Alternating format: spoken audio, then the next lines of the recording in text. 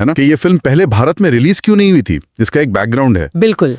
लेख में साफ तौर पर लिखा है कि ये फिल्म पहले वो जो पहलगाम हमला हुआ था, हाँ, उसके बाद जो माहौल बना और उसमें फवाद खान की मौजूदगी, इन कारणों से भारत में रिलीज नहीं हो पाई थी। तो ये कॉन्टेक्स्ट समझना जरूरी है। आज हम एक ऐसी फिल्म की बात करने वाले हैं जिसके चर्चे तो हुए, पर शायद वजह थोड़ी अलग थी। हाँ, फवाद खान और वाणी कपूर की फिल्म है आबीर गुलाल। बिल्कुल। और इसकी रिलीज को लेकर ना कुछ बड़ी दिलचस्प और थोड़ी कह सकते हैं उलझी हुई खबरें सामने आई। हाँ, ये मामला हाल ही में काफी सुर्खियों में था। मतलब पहले सुनने में आया कि हाँ भाई फिल्म आ रही है भारत में, हाँ। फिर अचानक से पूरी तस्वीर ही बदल गई। और ये दिखाता है कि कभी-कभी फिल्मों की रिलीज सिर्फ कहानी या कलाकारों पर ही निर्भर नहीं करती। सही बात है। और आज हम इसी उलझन को थोड़ा समझने की कोशिश करेंगे। तो चलिए इस खबर की तह तक चलते हैं, जरा समझने की कोशिश करते हैं कि आखिर हुआ क्या था। है एक रोमांटिक ड्रामा आबीर गुलाल। फवाद खान और वाणी कपूर मुख्य भूमिका में है और ये 12 सितंबर 2025 को मतलब ग्लोबली विश्व स्तर पर प्रीमियर हो चुकी है। और सिर्फ प्रीमियर ही नहीं, उस रिपोर्ट में तो ये भी दावा किया गया था कि इसे भारत में भी रिलीज करने की तैयारी है ना? हाँ बिल्कुल। टाइम्स ऑफ इंडिया के लेख में भी इसका जिक्र है कि यूके बेस्ड एक कंपनी है इंडियन स्टोरीज लिमिटेड, अच्छा, वो इसे 26 सितंबर को भारत में लाने का प्लान बना रही थी। ये तो काफी बड़ी खबर थी, मतलब खासकर फवाद खान की वापसी को लेकर भारतीय पर्दे पर। हाँ, और उस रिपोर्ट में ये भी कहा गया था कि फिल्म की जो टीम है वो इसे लेकर काफी पॉजिटिव थी, काफी आश्वस्त थी। मतलब उनको लग रहा था कि चल जाएगी फिल्म। हाँ, उनका मानना था कि फिल्म की जो कहानी है वो सीधी सादी है, दिल को छूने वाली प्रेम कहानी। अच्छा, तो वो भारतीय दर्शकों को जरूर पसंद आएगी। इसके अलावा एक और बात थी जो शायद उनके फेवर में जा रही थी, ऐसा रिपोर्ट्स में कहा गया। वो क्या थी? वो ये कि उस हफ्ते कोई और बड़ी हिंदी फिल्म रिलीज नहीं हो रही थी। ओह, तो मतलब खुला मैदान। हाँ, एक तरह से तो ये माना जा रहा था कि आबिर गुलाल को बॉक्स ऑफिस पर अकेले चलने का मौका मिलेगा, मतलब बिना किसी बड़े मुकाबले के वो दर्शकों तक पहुंच सकती है। ये तो कमर्शियल नजरिए से काफी अच्छा पॉइंट है। हाँ, फायदेमंद स्थिति हो सकती थी। लेकिन यहीं पर कहानी थोड़ी पेचीदा हो जाती है ना, कि ये फिल्म पहले भारत में रिलीज क्यों नहीं हुई थी। इसका एक बैकग्राउंड है। बिल्कुल। लेख में साफ तौर पर लिखा है कि ये फिल्म पहले वो जो पहलगाम हमला हुआ था, हाँ, उसके बाद जो माहौल बना और उसमें फवाद खान की मौजूदगी, इन कारणों से भारत में रिलीज नहीं हो पाई थी। तो ये कॉन्टेक्स्ट समझना जरूरी है, क्योंकि इसी पृष्ठभूमि में ये नई रिलीज की खबरें आ रही थी। सही। तो एक तरफ तो ये रिपोर्ट्स थी कि भाई अब रिलीज होगी, टीम भी कॉन्फिडेंट है, बॉक्स ऑफिस पर भी अच्छा मौका दिख रहा है। हाँ, और दूसरी तरफ ये पिछला वाला मामला। आपको क्या लगता है, क्या निर्माता वाकई इतने आश्वस्त थे? वो जो पिछला संदर्भ है, पहलगाम हमले का जिक्र, वो ये इशारा करता है कि भारत पाकिस्तान कलाकारों के बीच का जो सहयोग है वो हमेशा से एक सेंसिटिव मुद्दा रहा है। हाँ, नाजुक तो रहा है। और वो बाहरी घटनाओं से प्रभावित होता रहा है।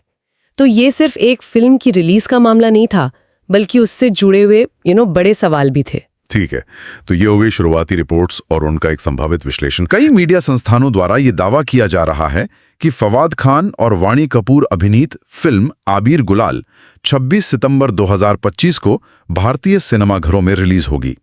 #PIB fact check. ये दावा फर्जी है। इस फिल्म के लिए ऐसी कोई मंजूरी नहीं दी गई है। ये बयान तो बहुत ही सीधा और स्पष्ट है। मतलब इसमें कोई लाग लपेट नहीं है। तो इसका सीधा मतलब ये हुआ कि आधिकारिक तौर पर, मतलब सरकार की तरफ से, इस फिल्म को भारत में रिलीज करने की कोई परमिशन, कोई अनुमति दी ही नहीं गई थी, उन रिपोर्ट्स के बावजूद। हाँ बिल्कुल। अगर हम इसे थोड़ा बड़े परिप्रेक्ष्य से जोड़कर देखें तो PIB का ये बयान सिर्फ एक खंडन नहीं है, ये कई चीजों की तरफ इशारा करता है। जैसे पहला तो ये कि मीडिया में जो खबरें चल रही होती हैं और जो जमीनी हकीकत होती है या जो आधिकारिक स्थिति होती है, हाँ, उसमें कई बार एक बड़ा अंतर हो सकता है। हाँ, ये बात तो है। खासकर ऐसे सेंसिटिव मामलों में, जैसा कि स्रोत में पहलगाम हमले का जिक्र है। हाँ, एंट या स्टारकास्ट पर ही निर्भर नहीं करती, बल्कि दोनों देशों के बीच रिश्ते कैसे हैं, उस वक्त माहौल कैसा है, सरकारी नीतियां क्या हैं, इन सब पर भी निर्भर कर सकती है। यानी एक फिल्म चाहे दुनिया भर में रिलीज हो जाए, लेकिन उसका किसी खास देश में, खासकर भारत जैसे बड़े और संवेदनशील बाजार में रिलीज होना, वो कई और फैक्टर्स पर डिपेंड करता है। हाँ। और PIB का खंडन ये साफ करता है कि कम से कम इस केस में वो अन्य फैक्टर्स रिलीज के फेवर में नहीं थे। बिल्कुल सही कहा। थोड़ा इसके बारे में भी जान लेते हैं। जो जानकारी स्रोत में दी गई है उसके हिसाब से ये एक रोमांटिक ड्रामा है। हाँ डायरेक्टर हैं आरती एस बागड़ी। हाँ, और IMDb पर फिल्म का जो एक छोटा सा डिस्क्रिप्शन दिया गया है वो कुछ इस तरह का है। 2 घायल आत्माएं संयोग से एक साथ आती हैं, एक दूसरे की संगति में शांति पाती हैं और धीरे धीरे गहरा संबंध विकसित करती हैं जो प्यार में बदल जाता है। सुनने में तो ये एक इमोशनल और इंटीमेट कहानी लगती है। हाँ, लगता तो यही है, एक ऐसी कहानी जिसका शायद यूनिवर्सल अपील हो सकता है। बिल्कुल। स्रोत में फवाद खान और वाणी कपूर के अलावा कुछ और कलाकारों का भी जिक्र है। परमीत सेठी हैं, फरीदा जलाल जी हैं, रिद्धि डोगरा, लिसा हेडन और सोनी राजदान भी। हाँ, मतलब सपोर्टिंग कास्ट भी काफी जानी मानी है। तो एक अच्छी स्टार कास्ट कही जा सकती है। हाँ बिल्कुल। ठीक है। इसका ग्लोबल प्रीमियर हो चुका है। ठीक है। भारत में इसकी रिलीज को लेकर शुरुआती रिपोर्ट्स काफी सकारात्मक थीं। रिलीज की तारीख बताई गई, मेकर्स के भरोसे का जिक्र हुआ, लेकिन उन रिपोर्ट्स को भारत सरकार की आधिकारिक एजेंसी PIB ने फर्जी बता दिया। हाँ। और साफ कहा कि फिल्म को रिलीज की कोई मंजूरी नहीं दी गई है। तो निष्कर्ष यही है कि शुरुआती उम्मीदों या खबरों के बिल्कुल उलट ये फिल्म फिलहाल भारत में रिलीज नहीं हो रही है। हाँ, आधिकारिक खंडन यहाँ पर निर्णायक है, सबसे अहम है। और ये ग्लोबल प्रीमियर और भारतीय बाजार की जो अनिश्चितता है उसके बीच के अंतर को भी साफ तौर पे दिखाता है। मतलब ये एक उदाहरण है कि कैसे कोई चीज जो अंतर्राष्ट्रीय स्तर पर बनी हो या रिलीज हुई हो, हाँ, जरूरी नहीं कि वो हर जगह हर देश में समान रूप से स्वीकार्य हो या उपलब्ध हो, खासकर जब उसमें ऐसे संवेदनशील सीमा पार वाले तत्व शामिल हों। सही कहा। हाँ, तो मुख्य बात यही है कि आबीर गुलाल को लेकर मिली जुली परस्पर विरोधी खबरें थीं, लेकिन आधिकारिक पुष्टि यही है कि भारत में इसकी रिलीज को कोई मंजूरी नहीं मिली और फिल्म यहाँ रिलीज नहीं हुई। एकदम स्पष्ट है। अब यहाँ से आगे बढ़ते हुए एक विचार मन में आता है, ये जो पूरी स्थिति बनी, मतलब पहले रिलीज की खबर आई, फिर उसका खंडन हो गया, इस तरह की जो अनिश्चितता होती है, इसका उन लोगों पर क्या असर पड़ता है जो सीधे तौर पर जुड़े हैं? किन लोगों पर?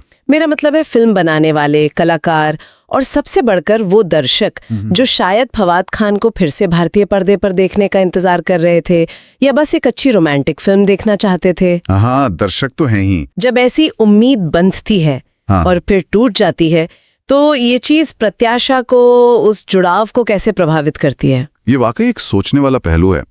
दर्शकों के नजरिए से देखें तो काफी निराशाजनक हो सकता है ये। वो कैसे? ये मामला हमें क्या सिखाता है कि मीडिया में खबरें कैसे बनती हैं, कैसे फैलती हैं और फिर कैसे जो ऑफिशियल सिस्टम है, आधिकारिक तंत्र, वो उन पर प्रतिक्रिया देता है। वो जो सफर था शुरुआती रिपोर्ट से लेकर अंतिम खंडन तक का, वो सूचना के पूरे इकोसिस्टम के बारे में क्या बताता है?